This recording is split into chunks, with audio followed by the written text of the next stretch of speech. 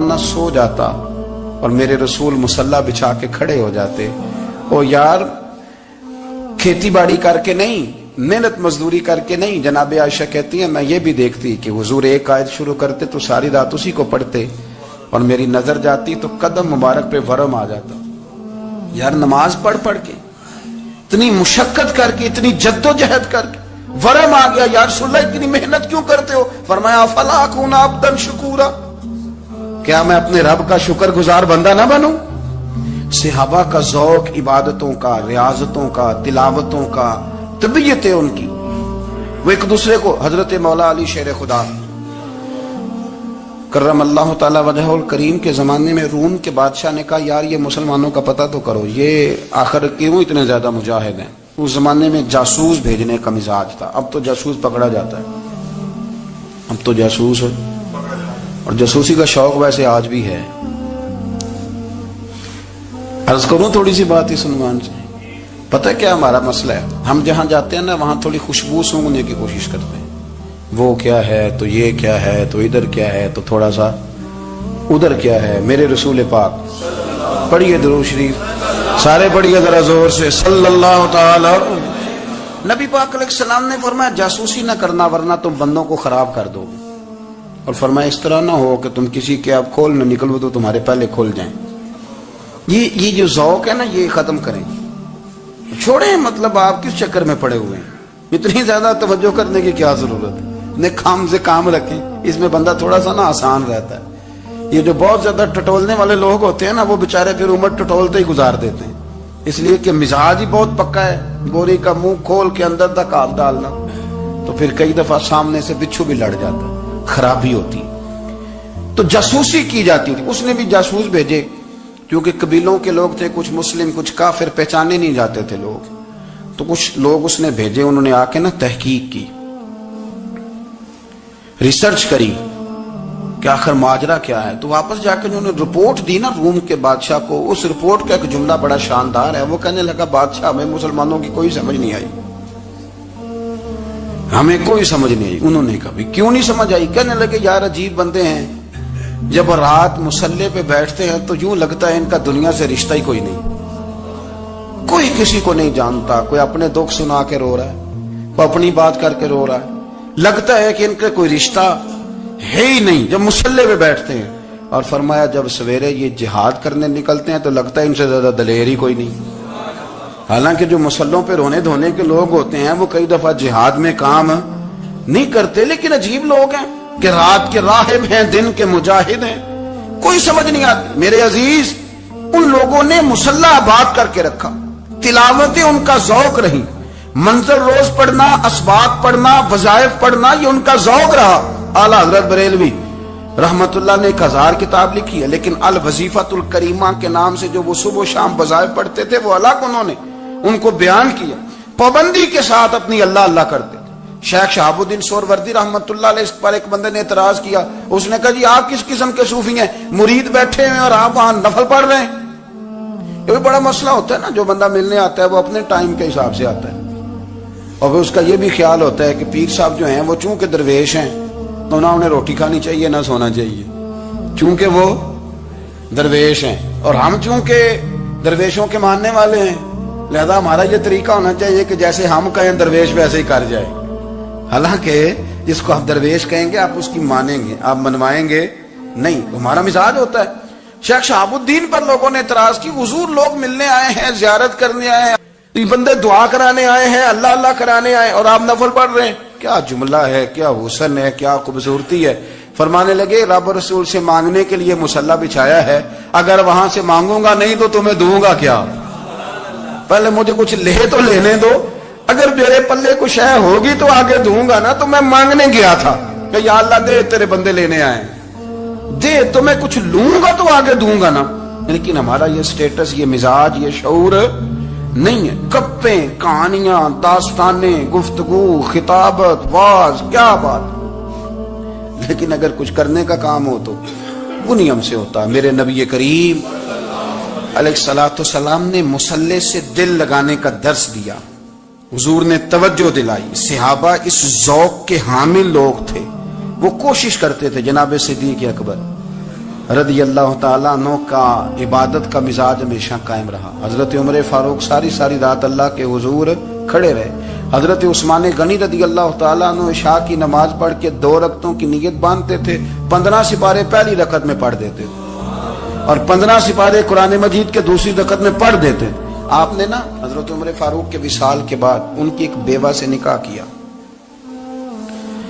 حضرت عثمان غنی نے نکاح کیا. وہ خاتون آپ کے نکاح میں آئیں تو عرض کرنے لگی امیر المومنین میرے لیے اعزاز تو بہت ہے کہ میں امیر المومنین کی بیوہ تھی تو امیر المومنین کی منکوحہ ہو گئی ہوں، لیکن حضور نہ تو میں جوان ہوں کہ میرے اندر رغبت ہوتی اور نہ میں اب اس قابل ہوں کہ کوئی خدمت کر سکوں، میرے ساتھ نکاح کی وجہ کیا بنی؟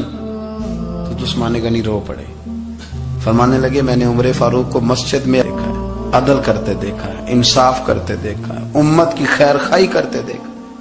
تمہارے ساتھ نکاح اس لیے کیا ہے کہ تم مجھے یہ بتاؤ کہ عمر فاروق گھر کے اندر اپنے رب کو کیسے راضی کرتے، گھر کے اندر کیسے راضی کرتے تھے، وہ طریقے بتلاؤ، تم بتاتی جانا اور میں بھی اسی طرح گھر میں عبادت کروں.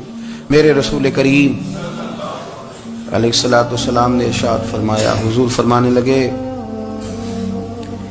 جس گھر میں اللہ کا ذکر ہوتا ہے وہ گھر زندوں کا ہے، اور جس گھر میں رب کریم کا ذکر نہیں ہوتا وہ گھر زندوں کا نہیں ہے. گھر نہ ہم نہ کتابوں میں پڑھتے ہیں کہ ایک بزرگ کہتے ہیں، حضرت فضیل بن ایاز کہتے ہیں کہ میں ایک گلی سے گزر رہا تھا تو گھر کے اندر کسی قاری صاحب نے قرآن کی آیت پڑھ دی، ولی من خاف مقام ربہ جنتان. میں تے میرے کانوں سے ٹکرائی تو اللہ نے میری کایا ہی پلٹ دی، میں توبہ کر گیا. اب گھر کے اندر سے آواز آئے تو صحیح نہ تلاوت کی، پر اندر سے آواز آتی نہیں، یا ڈیک بجنے کی آواز آتی ہے، یا ٹی وی چلنے کی آواز آتی ہے، یا دھوم مچانے کی آواز آتی. عبادت کا وہ جو خاص شوق تھا، وہ جو حسن تھا، وہ جو توانائی تھی، وہ جو بات تھی. ایک جگہ پہ ہم بیٹھے تھے تو وہاں ایک صاحب آئے اور انہوں نے آتے ہی کہا کہ مہربانی کریں ذرا مجھے مصلی دے دیں، میرے نہ کچھ نفل رہ گئے. تو میں نے وضو کر لیا تو کوئی مصلی مل جائے.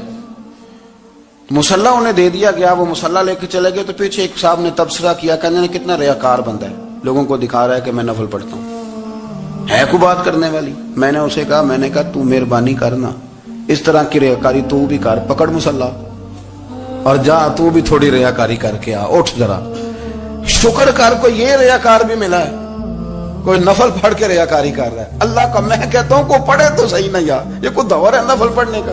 اس میں تو لوگوں کا مزاج ہی نہیں، طبیعت ہی نہیں. میں نے کہا چل مہربانی کر یہ لے مصلی اور تو بھی جا تھوڑی سی ریاکاری کرو تو صحیح نا. مزاج ہی نہیں، ذوق.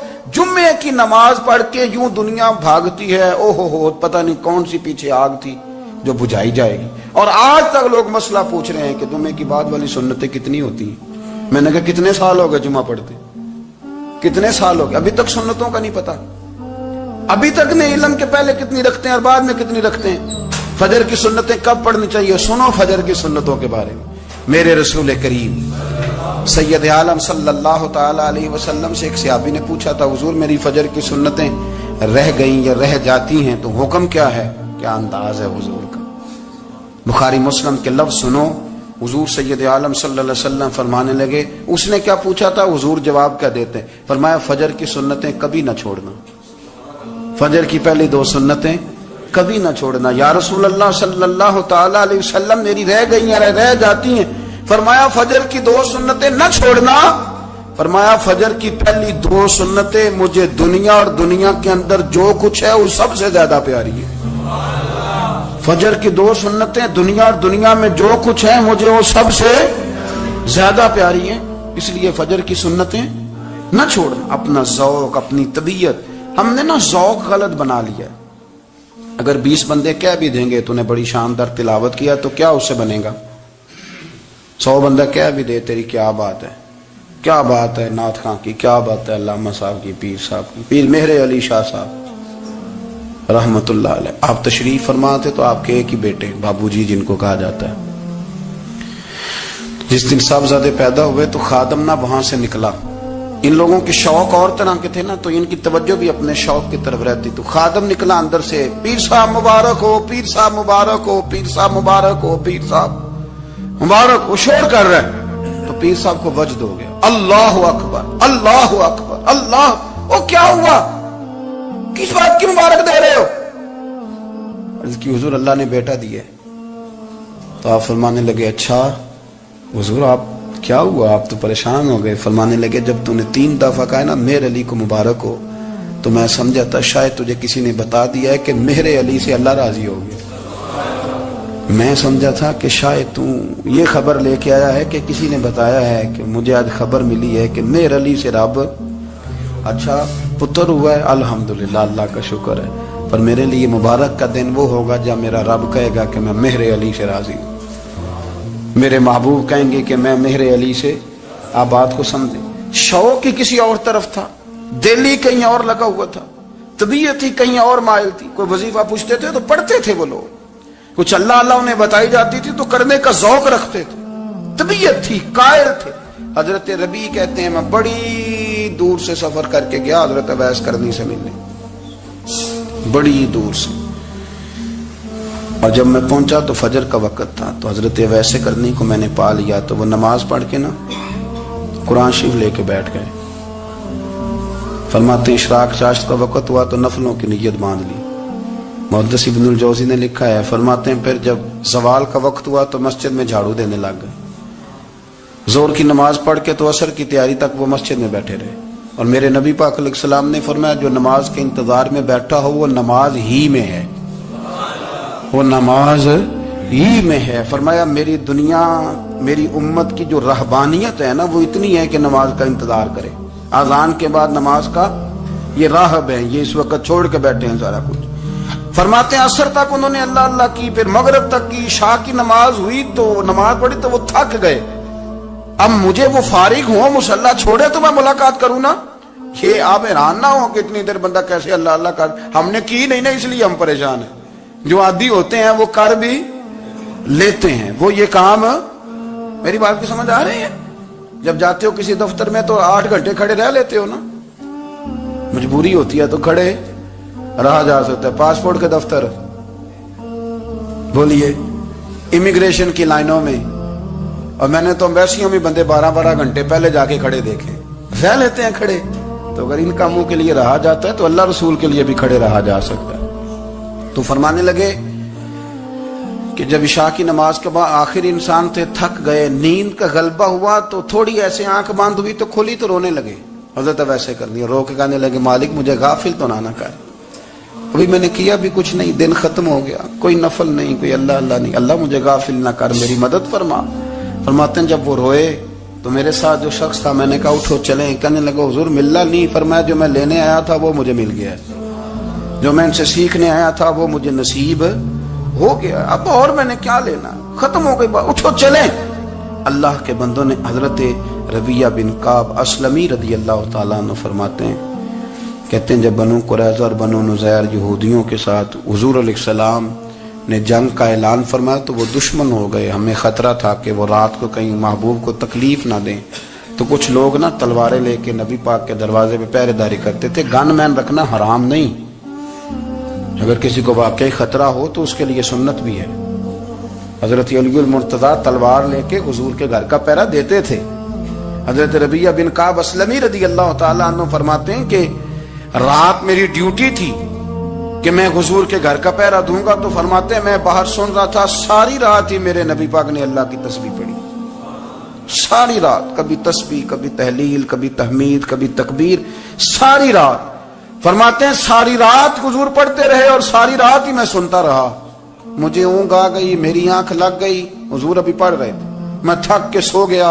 और फरमाते हैं जब मेरी आंख दोबारा से खुली तो मेरे कानों में फिर कोई चीज गूंजी, तो मैंने कान लगाया तो मेरे हबीब अभी भी अल्लाह को याद कर रहे। सारी सारी रात हुजूर रब की इबादत करते। इसीलिए तो कहा या अय्युहल मुज़म्मिलु कुमिल लैला इल्ला कलीला, हबीब सारी रात तो ना जागा कर, थोड़ा आराम भी कर लिएगा। मेरे भाई अपना मुसल्ला, अपनी इबादत, अपने वज़ाइफ, अल्लाह अल्लाह जो आपने किसी से सीखी है उसको कभी कमजोर ना होने दें।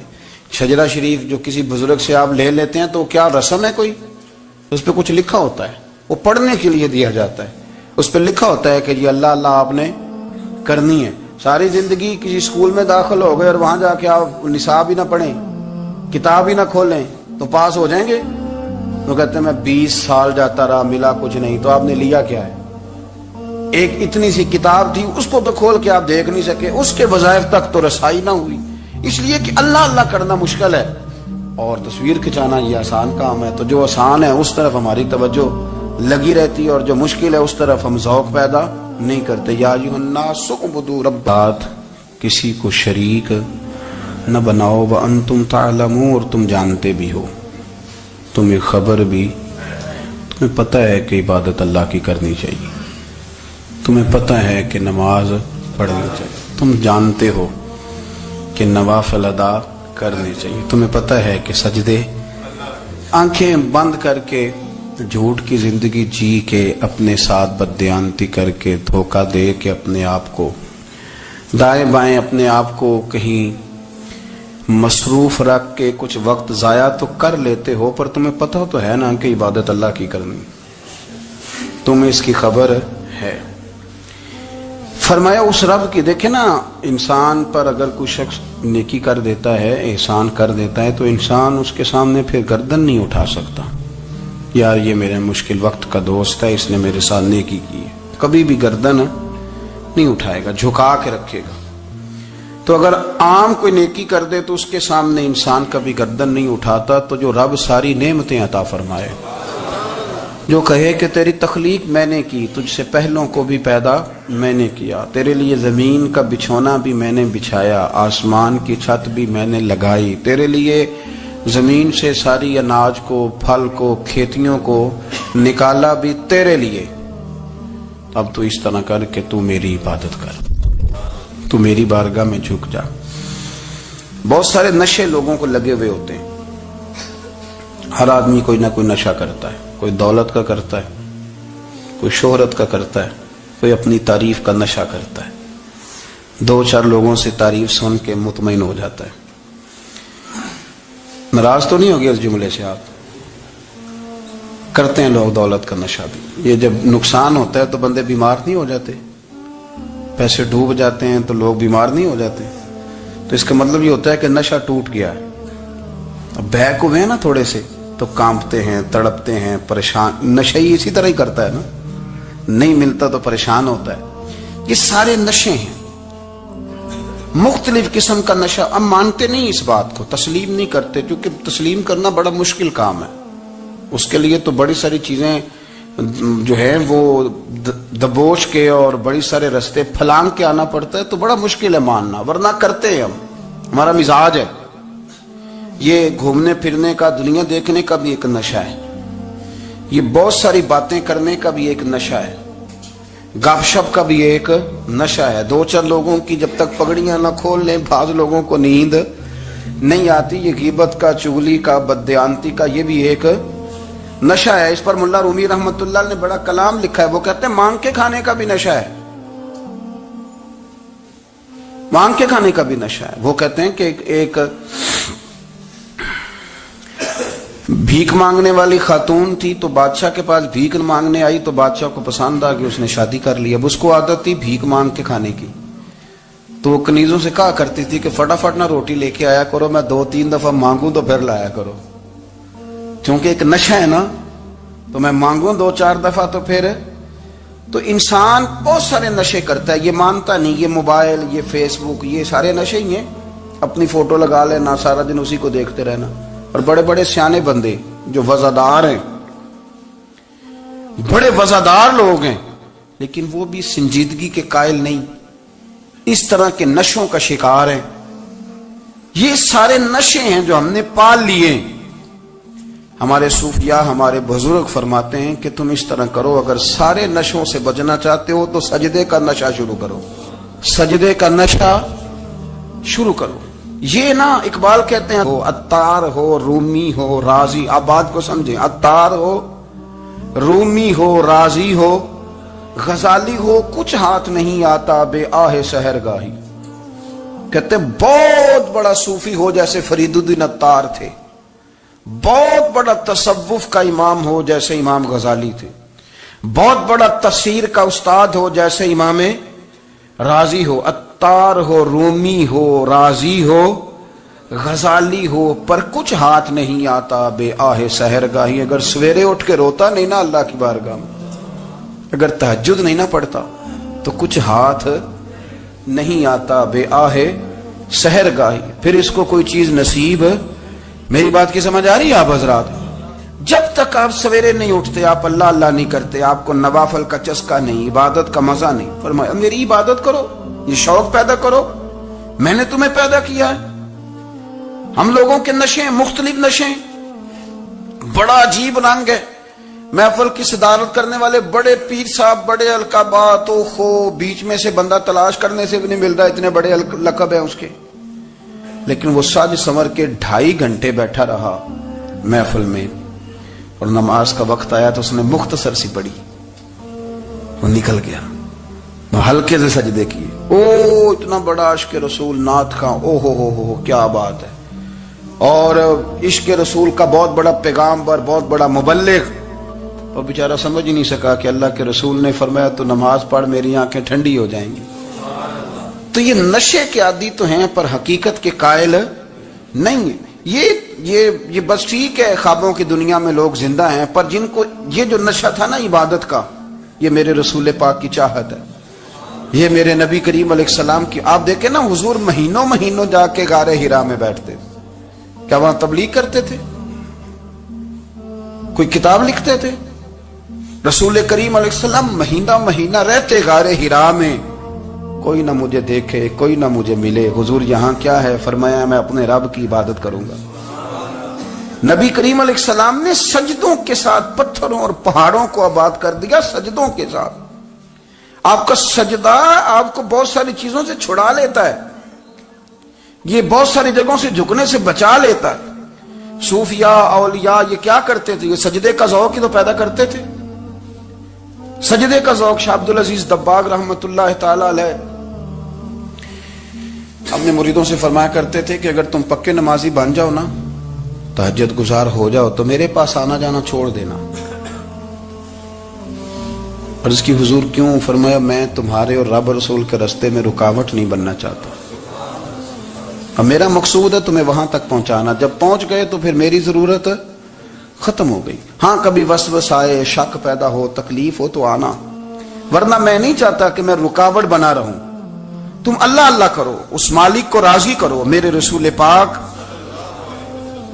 علیہ وسلم نے فرمایا بندہ اللہ کے سب سے قریب اس وقت ہوتا ہے جب وہ سجدے کی حالت میں ہوتا ہے. کس کے قریب ہوتا ہے؟ اللہ کے سب سے قریب ہوتا ہے. وہ بڑا نیڑے ہے رب کے, بڑا قریب ہے, اس لیے کہ وہ حالت سجدہ میں. وہ جب سجدے کرتا ہے نا اس کی بارگاہ میں, جب جھک جاتا ہے. آپ ذرا سجدے کی کیفیت دیکھیں نا, زبان بھی یہاں ہے, آنکھ بھی یہاں ہے, کان بھی, عقل بھی ساری, اس نے سارا کچھ رکھ دیا سجدے میں.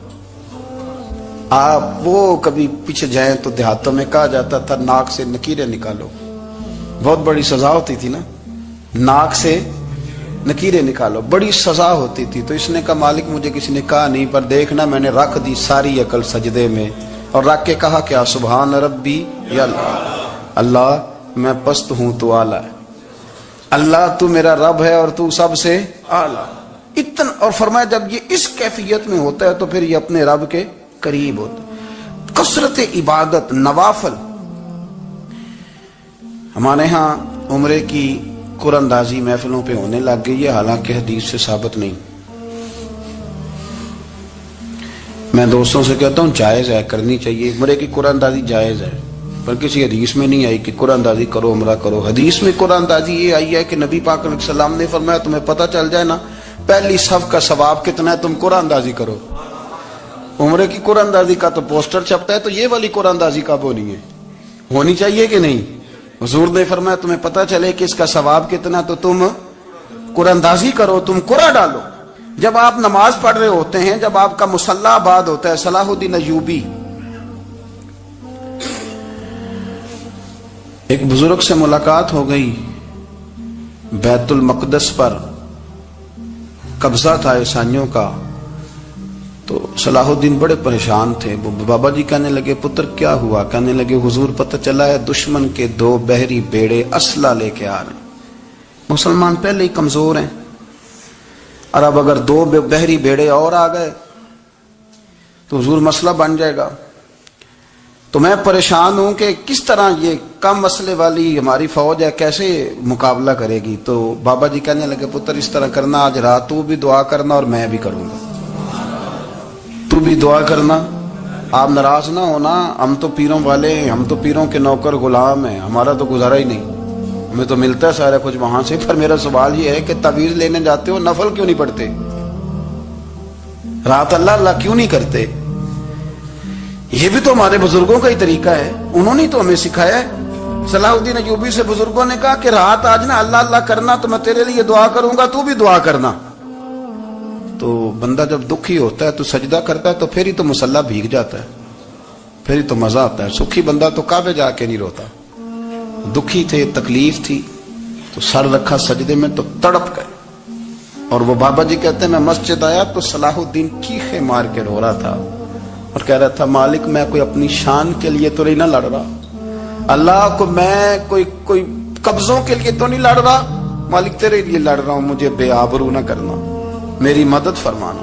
کہتے ہیں میں آیا تھا کہ مسجد میں دعا کروں گا, پر صلاح الدین ایوبی کو روتے دیکھا تو میں لوٹ گیا. تو سویرے صلاح الدین ملے تو بڑے خوش تھے. میں نے کہا پتر کیا ہوا؟ کہنے لگے حضور وہ بحری بیڑے 2 آ رہے تھے نا اسلحہ لے کے, دونوں ڈوب گئے پانی میں ڈوب گئے. تو بابا جی کہنے لگے صلاح الدین وہ پانی میں نہیں ڈوبے, وہ تیرے آنسوؤں میں ڈوب گئے, وہ غرق ہو گئے. وہ جو تو نے مصلی بات کیا تو وہ تیرے آنسوؤں میں ڈوب گئے, وہ غرق ہو گئے. وہ تباہ اتنے قیمتی تھے تیرے آنسو کے بہا لے گئے دشمن کے بحری بیڑوں کو. میرے بھائی ٹھیک ہو گیا جی, میرے عزیز سمجھ لیں اس بات کو ہمیشہ کے لیے, اور اس پر غور کر لیں اچھے طریقے سے کہ میرے رسول کریم سید عالم صلی اللہ علیہ وسلم نے نا ہماری توجہ دلائی, حضور نے ہمیں بتلایا, ہمارا ذوق بڑھایا عبادت کی طرف. ایک صحابی تھے حضرت ابو فاطمہ رضی اللہ تعالیٰ عنہ, یہ ترمذی شریف کی حدیث ہے. نبی پاک علیہ السلام نے فرمایا ابو فاطمہ قیامت کے دن مجھ سے جلدی ملنا چاہتے ہو کہ دیر کے ساتھ؟ تو کہنے لگے حضور کون ہوگا جو دیر سے ملنا چاہے گا, ہم نے تو جان دے دی وعدہ دیدار پر. اعلیٰ حضرت فرماتے ہیں جان دے دی وعدہ اور نقد اپنا دام ہو ہی جائے گا. مجھے لگتا ہے کہ یہ سودا نقد و نقد ہو جانا ہے, چونکہ ہم نے جان دے دی وعدہ دیدار پر. آپ نے وعدہ کیا تھا کہ مریں گے تو پھر زیارت ہوگی, تو مر گئے ہم زیارت کی خاطر. جان دے دی وعدہ دیدار پر تو نقد اپنا دام ہو ہی جائے گا. اے رضا ہر کام کا ایک وقت ہے, دل کو بھی آرام ہو ہی جائے گا. تو حضرت ابو فاطمہ رضی اللہ تعالیٰ عنہ سے نبی پاک صلی اللہ علیہ وسلم نے فرمایا جلدی ملنا چاہتے ہو کہ دیر سے؟ عرض کی حضور فٹافٹ ملنا ہے, میں نے قیامت کے دن آپ سے جلدی ملنا ہے. تو نبی پاک علیہ السلام نے فرمایا پھر اس طرح کرنا, دنیا میں رہ کے سجدے زیادہ کرنا, پھر سجدے زیادہ کرنا, قیامت میں ملاقات جلدی ہو جائے گی, قرب ملے گا تمہیں. اپنے بچوں کے اندر دیکھیں نا, ہم شوق پیدا کرتے ہیں, ہمیں صحیح لفظ نہیں بولنے آتے پر ہم بچوں میں شوق پیدا کرتے ہیں کہ پتر ڈاکٹر بن جائے گا تو بڑا نفع کرے گا, تو لوگوں کی خدمت کرے گا, ملک و ملت کی خدمت کرے گا, تیرے ابا کا نام روشن ہوگا, تیرے دادا کی تعریفیں ہوں گی. ہم یہ ذوق پیدا کرتے ہیں. ہم اپنے نوجوانوں کے اندر یہ فکر پیدا کرتے ہیں, انہیں ہم سمجھاتے ہیں کہ میاں جب تم پڑھو گے محنت کرو گے تو فلاں آدمی کی طرح تمہارا نام ہوگا. یہ جتنا ذوق ہم بچوں کے اندر ان چیزوں کا پیدا کرتے, ہمیں حکم ہے کسی طرح ہم ذوق پیدا کریں کہ پتر نماز پڑھے گا تو اللہ راضی ہو جائے گا, تو سجدہ کرے گا. دیکھیں نا میرے رسول کریم علیہ السلام نے فرمایا 7 سال کے بچے کو مسجد لے کے جاؤ, یعنی اسے شوق دلاؤ, اس کے اندر یہ خاصیت پیدا کرو کہ اس کا دل کرے مسجد میں جانے کا, اس کے اندر یہ خصوصیات لاؤ کہ وہ ہمارے ہاں نا ہر چیز کو پروموٹ کیا جا رہا ہے, ہر چیز کو یعنی سر سنگیت سکھانے کے لیے اکیڈمیاں بن گئی ہیں, ہر شے پروموٹ ہو رہی ہے. عبادت کا جذبہ کم ہوتا جا رہا ہے, اللہ اللہ کا ذوق ہمارے اندر نہیں رہا. اور اتنا مشکل ہم نے اپنے لیے بنا لیا ہے کہ وہ بندہ جو بڑی زبردست مذہبی گفتگو کر رہا تھا اور تگڑی بات کر رہا تھا, کیا بات ہے, لیکن نماز کے بارے میں کمزوری دکھا جاتا ہے، نوافل کے بارے میں وہ چپکے سے نکل جاتا ہے۔ امام احمد بن حنبل رحمۃ اللہ تعالی علیہ، مسند امام احمد بن حنبل 14 جلدوں میں ہے مارکیٹ میں، اور مجھے تو خیر پسند ہی بڑی ہے، میں نے تو کئی دفعہ پڑھی ہے۔ اور کیا بات ہے امام احمد بن حنبل کی، کیسے تگڑے قسم کے محدث تھے، اور اللہ نے کتنا انہیں اعزاز عطا فرمایا ہوا تھا۔ یہ کوڑے بھی کھاتے تھے دین کی خاطر، سارا کرتا لہو سے بھر بھی جایا کرتا تھا، بڑا اعزاز والا شخص تھے، بڑے اعزاز والے۔ حدیثیں جمع کرنا، حدیثیں لکھنا، حدیث پڑھانا، سارا دن رہتے تھے۔ کہہ سکتے تھے کہ میں کر تو رہا ہوں کام، اور حدیث بھی موجود ہے کہ عالم عابد سے افضل ہوتا ہے، پر اس کے باوجود امام احمد بن حنبل رحمۃ اللہ علیہ 300 نفل فرض نمازوں کے علاوہ پڑھا کرتے تھے، 300 نوافل روز پڑھا کرتے تھے۔ ان کے بیٹے نے کہا ابا جی مکان خریدنا ہے تو وہ جگہ کہاں کر کے لوں، بہت ساری آبادیاں، تو فرمایا پتر وہاں لینا جہاں مسجد قریب ہو۔ میرے رسول کریم سید عالم صلی اللہ علیہ وسلم اتنا پسند کرتے مسجد کو، اتنا پسند کرتے نماز کو، کہ رسول کریم صلی اللہ علیہ وسلم تہجد کی نماز بھی پڑھتے، پھر حضور فجر کی نماز بھی پڑھتے، نبی پاک وتر کو الگ کر کے پڑھتے، عشاء کے ساتھ نہیں پڑھتے۔ یہ تو ہم اس لیے اجازت دی ہمارے بزرگوں نے کہ بعد میں اٹھے گا کون علیحدہ وتر پڑھنے کے لیے، عشاء کے ساتھ پڑھ لے۔ وتر پڑھتے، تہجد پڑھتے، فجر پڑھتے، اشراق پڑھتے، چاشت پڑھتے، پھر مغرب کی نماز کے بعد 6 رکعت اوابین پڑھتے، پھر رات کو صلاۃ